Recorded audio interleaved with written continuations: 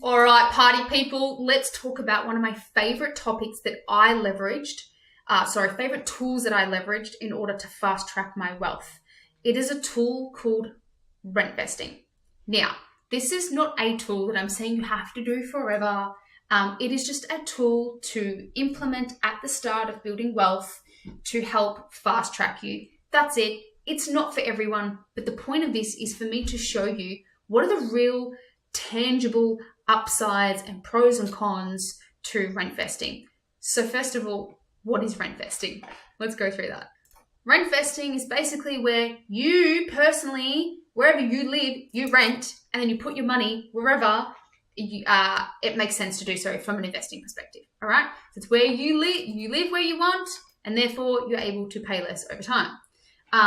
So if you want a lifestyle of living near the water, or you want to live near a city somewhere that costs $1 million, or somewhere where you can't afford, this is really ideal for those type of people. Now, for most people starting out, this would make sense. For a lot of new people, this might not make sense if you're 50 years of age and you've only got $200,000 left on your mortgage. It might not be the thing. Or maybe that would be the thing because it would give you more income, so therefore it would help your borrowing capacity, help you get out of a shit situation. So we really need to leverage this and help understand by asking the brokers on your team different questions and scenarios to see if it would help you get out of a sticky situation. So it's not a tool that everyone needs to use, by the way. It is just a tool for a lot of people to start off to help fast track and build wealth quicker. That's all. So let's go into all the pros and cons. I'll just be looking over here at my other screen that I've written down. So cost of maintaining the property. So when you move out of a house, and say, for example, you then live next door, all of a sudden you can start claiming stuff because it's deemed an investment. So you can start claiming stuff that you were already paying, but now it's deemed as a tax deduction. So for example, the interest repayments on the mortgage now become tax deductible. The depreciation is literally, oh my fucking God, one of the most beautiful words because it's free money. If you don't know what depreciation is, comment the word depreciation on here and I'll get my team to send you a video on depreciation, which is literally free money. And all of the maintenance costs, right? So even if when you own that home and even if you live in it, there's still going to be things that are going to break over time that you have to fix, right? If you don't live in that house, right, all of those things, say for example, an aircon breaks, or the toilet needs replacing, or the hot water system needs replacing. Those are some big things, right? When those things break, you can actually claim them at tax time. What does that equal for you? Physical more money back in your pocket each tax time. And then I haven't actually even mentioned it on here, but you can also get a tax variation. So this is pretty cool. So tax variations is where you can ask the ATO, you go to your accountant to do this. You can say, hey, tax man, thanks so much for giving me all of these extra tax deductions for being able to claim these things.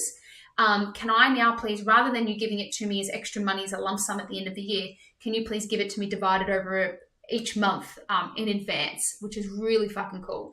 So it's a good way to make cash flow a bit easier on you as well throughout different storms in real estate building. For example, when interest rates are high, it's a really cool tool that I get some of my clients to implement. Okay, so now this has a second benefit. So two birds with one stone. So because they're tax deductible, now your broker, come lending time, they favor this. So they can use this extra money that you got from tax deductions and that can be added back on to your borrowing capacity. So for example, you might get $10,000 or $20,000. I remember when I bought my first house and I didn't live in it. And I tell this story all the time. And my mother-in-law was so confused. She's like, I said, we're not going to go and live in it. She's like, why? I don't get it. I said, because it's $20,000 cheaper per year for me to not live in it, for me to rent it out. And that was purely because of the maintenance costs and the depreciation. So all of those things combined made it $20,000 cheaper for me to not live in it. So all of that extra $20,000 can be added back on to your borrowing capacity as if it was income, right? And at the moment, with interest rates where they are at the moment, income is usually 5 times your borrowing capacity is usually 5 times your income. So I just did a calculation. In my scenario back then, when I was going to get an extra $20,000 per year 20 times 5, that's an extra $100,000 of borrowing capacity that could be added on. See, so it can make a big difference to your borrowing capacity, which is huge and which is what a lot of people need when they're starting to build out their portfolio. And so I look at this as like, that is a massive, these two are massive upsides. Okay, to the point of this is income actually has a greater weight than paying off debt as well. So what I mean by this, to my point, you could be only saving, say, $5,000 a year. Let's just say it's actually $5,000 a year cheaper to live in your house, but because of the income it could potentially generate, because of the tax deductions, it could actually have a greater weight and lift your borrowing capacity even more. So you could go and rent somewhere else where it's a little bit more expensive than your mortgage repayments. And so you're probably thinking, what the fuck? How does it lift my borrowing capacity? Because of the deductions that the bank sees it as a business. And they're like, okay, here's more borrowing capacity. How fucking cool is that? All right. Income has a greater weight. Just remember that. Now, this is my favorite thing right now, because this is truly for me and this has impacted my life. And I'm so fucking grateful that I did RentVesting, because now it's really, really, really rewarding me. This is what I mean. So when the banks go to judge you on paper, when it comes to rent, guess what? They can cap it. So there are a lot of lenders out there at the moment who will cap your rent at $30,000 per year. So even though I could be renting something for something extreme, like the rent might cost me 90 grand a year, but I don't need to tell the bank that. I could actually tell the bank, we can just cap it and say, yep, it's just the average 30,000. I'm not even shitting you. So therefore I could be renting something extreme, right? Which would be so fucking expensive and stupid for me to buy. But if I bought, I'm going to use an example. Say for example, you wanted to buy a house, you wanted to live in a house and it was a $3 million house. So it would cost you $3 million to buy. The bank is going to assess your borrowing capacity based on the repayments of that $3 million. However, if you were to go and rent the same house, not only would you rent the house instead of buying it, not only would you get the not have to pay for all the maintenance and the upkeep for something like that. Let's just say it's, on the water with a pool, and the rent was like $100,000 a year. You could claim all of those. You don't have to pay for the maintenance things of those things either. Like, you don't have to pay for the maintenance of like the pool getting fixed and all the things being broken, because it's much bigger and it's much nicer. And we all know that more, it might be even a new house, for example, and it's more modern. And if it's more modern, then we know what things are like when they're built these days. They're not built like how they used to be. So there can be more ongoing maintenance problems, right? So you don't have to deal with that as a headache, right? Same thing as I've got people who really like living in apartments in the city who have all the extreme, cool, nice, fancy stuff. Like they've got a private garden and barbecues, and they've got an in-house gym and all of that sort of stuff, right? Some people desire those things. So point being is the rent can be capped, which allows you to live a more luxurious lifestyle than what you might not be able to afford to do. That's fucking cool, man, right? I'm just giving you a hint here of somebody who might be living that life, right? So the next thing is you're not locked into one location. The cool thing is you can have the flexibility. So many people come to me and they bought this home because they thought they wanted to live there. 3 to 5 years later, they're like, oh, we only found it out this other suburb. We'd love to live there. But now they have to pray and hold that the property that they did buy went up enough in value. Or they feel locked in, like they feel like they have to live there for another 10 years for it to see capital growth because they were emotional at buying it in the first place and it wasn't a good location. So that's onto my second point, which means you get to focus on location and buying in areas where you're not emotionally attached to wanting to live or see or feel as well. It also reduces the amount that you spend on upgrading on the property. Do you know how emotionally attached people are because they live in it? They're like, oh, just going to spend this $3,000 on doing the landscaping, or I fucking really want to renovate this bathroom. It's going to cost me $20,000, right? Imagine if you didn't live in it. You're less likely to be emotional and want to renovate the property because it's not your property and spend stuff on it as well. So if you're a mortgage owner right now you have a home and the home is over $400,000, you have at least $400,000 mortgage or more, or the home is less than 20 years of age, it might financially be really advantageous for you to just rent it out short term. Hey, and it might be a thing to get you, for some people, to get them out of a sticky situation. And it might only be for like 12 months as well, right? For some people who come to with no borrowing capacity, but they're willing to go and rent somewhere else just short term and rent their home out for 12 months. That could be the thing that is a deal or no deal, like a complete thing that fast tracks their wealth. I have a single mum at the moment. She owns a home, has $300,000 owing on a mortgage. She can rent the place out for about $800 a week, which is great. She's personally going to just go sacrifice, and her borrowing capacity is really fucked. Like it's like $300,000, and we really need it to get up to around the $500,000 mark. So what she's going to do is go rent herself personally for $500 a week, but she's going to rent this out for $800 a week. That rent is going to make a huge difference on her borrowing capacity, which is going to lift her borrowing capacity up above $600,000, including some depreciation. It's also a fairly new building. It's under 20 years of age, so she's going to get some good depreciation in that meantime. And what that'll mean is that'll enable her to pull out enough equity to buy a real fucking turbo boost property. And we're going to utilize that turbo boost property. So she's going to hold on to it just to acquire it. And then she can go back in and move back into a home after 12 months. So just enough to acquire that property. Then she's going to hold on to that one property just for 5 years. It will grow enough in capital growth, we'll sell it off. And then within 5 years, that one property is then going to pay off her home, get rid of a mortgage overnight, right? Now, that's quite a chessboard type of move, right? It's just quite a strategic move. But I've implemented this for her because this client's job, she's a single mum, this client's goal is purely just to get rid of the debt on her mortgage.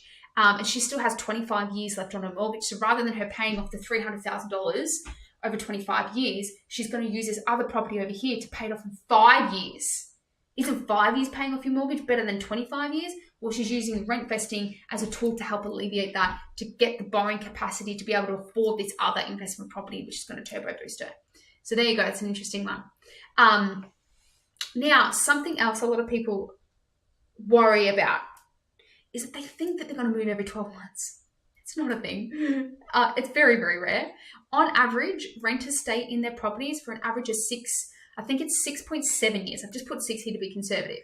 So it's likely that you have the opportunity to stay. Like hell, I'm a rent investor and I have been for the last 10 years of my investing portfolio. There's one period of my short window of my life where I did move into my 5th property that I bought and I fucked my borrowing capacity and I moved out. What was I going to say? So yeah, it is. One of the properties I lived in, I stayed there for 3 years and I could have kept staying there, but I didn't. I decided to upgrade my lifestyle because I could afford to, because I did the sacrifices and built a portfolio that was now funding my rent. Okay, so people also say that it's harder to find rents and get approval. Yes, it is for the average Australian who has no fucking idea about this sort of stuff, right? It is much harder for the lower level income people. I agree, yes. But you have an advantage being a rent investor. You know why? Because the first thing that you can do to get your approval or to look better and stand out is you say, I'm a property investor. So guess what? You hand them your rental income statements, right? They don't even look at your mortgages. You could even have no job at all, no income, but you could have, no actual job or business job that you're physically earning, but you could just literally show them an income statement from one investment property and they'll take that as enough as an income. You say, this is my income, this is what I look at. And they don't ask for bank, like mortgages. They don't ask to see what the debt is. So it could look like you own this entire property, it's completely cash flowing. How fucking cool is that, right? So for me, when I go into inspections and open houses, I say, first of all, the way to get in the door, by the way, is it's how you make them feel. Okay? You've got to stand out by making them feel. And then you just say, yeah, look, I'm a property investor. I own 2 or 3 investment properties, so I just live off that income. I'll just send you my rental income statements. What's the best place for me to send it to? And I tell you what, there's zero competition. Every property that I've rented, I've gotten straight away. With every property that I've put in an application for, I've never had to put in multiple applications. I'm not even since 2020, since about 2021, when the rental crisis got really bad, right? I've moved house 3 times during that period. And all 3 times I have gotten the property straight away, one application, exact property that I've wanted without having to apply for any. So I've got approved straight away simply by me looking like I'm an authority, because I look more sophisticated because I'm an investor, right? So you stand out. And the other massive bonus, which is what I like and a lot of millennials like too, is life is about exploring. So you can explore your own country and your own cities just by simply moving around to different areas. So I really, really like that. For me, life's short. One of my forms of traveling is by the location of where I live. So I really like that as an extra added bonus. And when it comes to moving out, I look at it as an upgrade. So every time if I was forced to move out, I go, right, I'm going to reward myself here and I'm going to go fucking go and upgrade this house for myself as a reward for me. So what are the cons and the downsides? Obviously, having your property managers come in and do checks on you every couple of months, all right? Or every 3 or 6 months, depending on the state that you're in.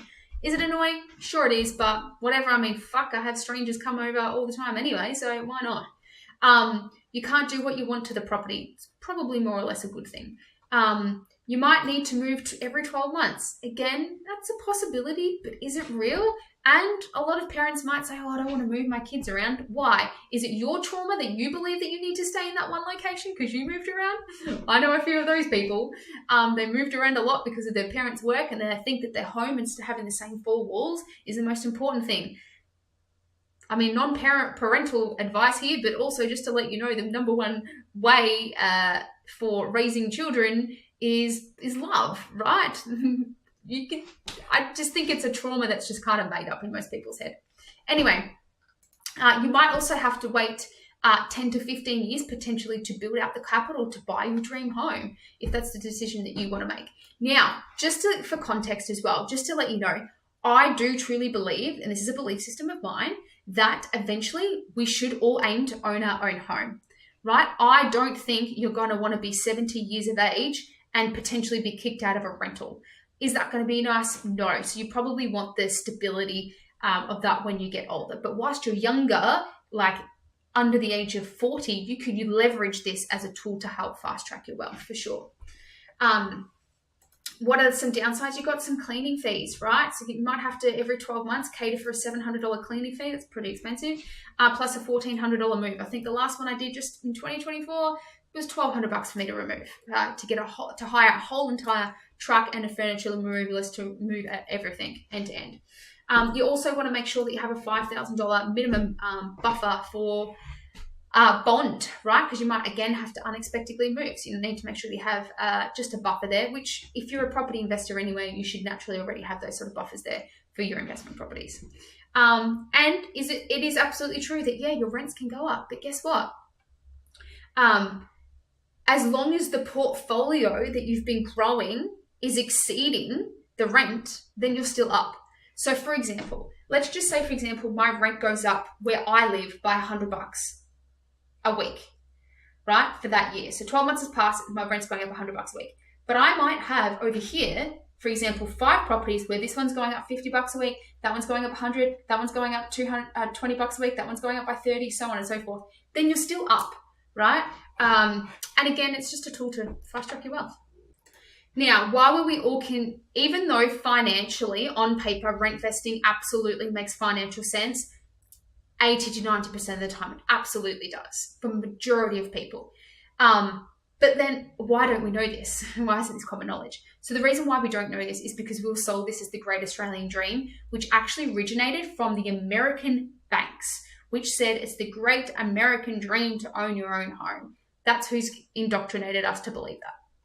And then in the early 2000s, mortgage brokers started to come out of the woodworks, and there was this famous mortgage broker at Aussie Home Loans who came out with this slogan that became a very catchy slogan, which is rent money's dead money. That's not true. Not if you're placing your money somewhere else where it's going to make, where it's going to compound more, make more money, essentially.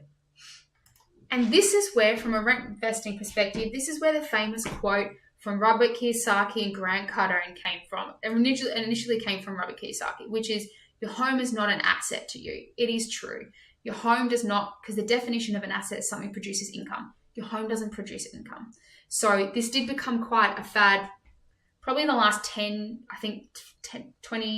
years or so, thanks to Robert Kiyosaki mentioning it, and then Grant Cardone sort of pushing it as well, which are really famous people in the property investing world. They're Americanized. So whilst you can put down your home on paper in the asset column, that is an asset to the bank because they can take it from you if you don't cough up your money, but to you it's technically not.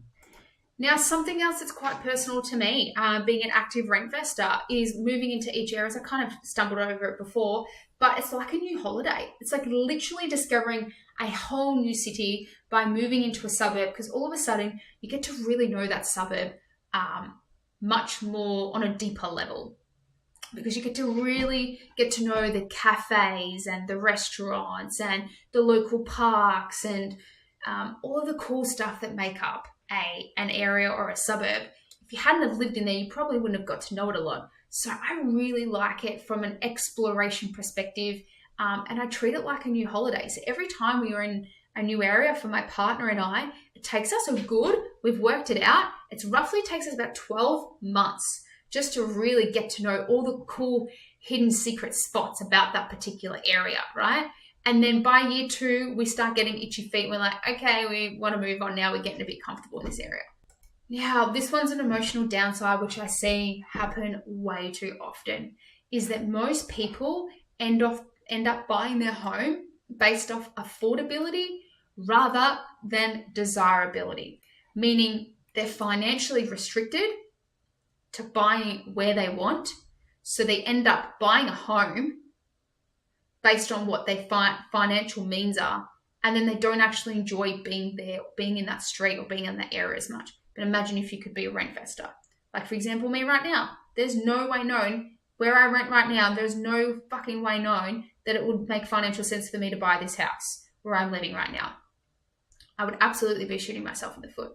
So you just need to make sure that you kind of get what you want, because if you're going to end up buying a house based on affordability, you never really got or are going to get what you want anyway, right?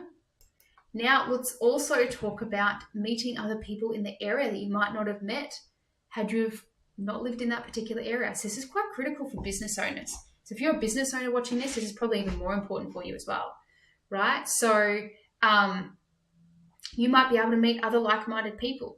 For example, an area that I've just recently moved into, I intentionally moved into this suburb so I could meet older, successful people. So I live in a suburb now that is known as like the retirement suburb. It's all old people. I don't think there's a single person in my suburb under the age of 50. I literally go to my local supermarket and everyone's in walking frames. I'm not even joking you. They're that old in my area. It's like there's not a single old person in Queensland anywhere else than this one suburb, and that's where I live. But I intentionally have lived here to move to be closer to my mentor so I can see him, hang out with his friends, get to know them and learn from them.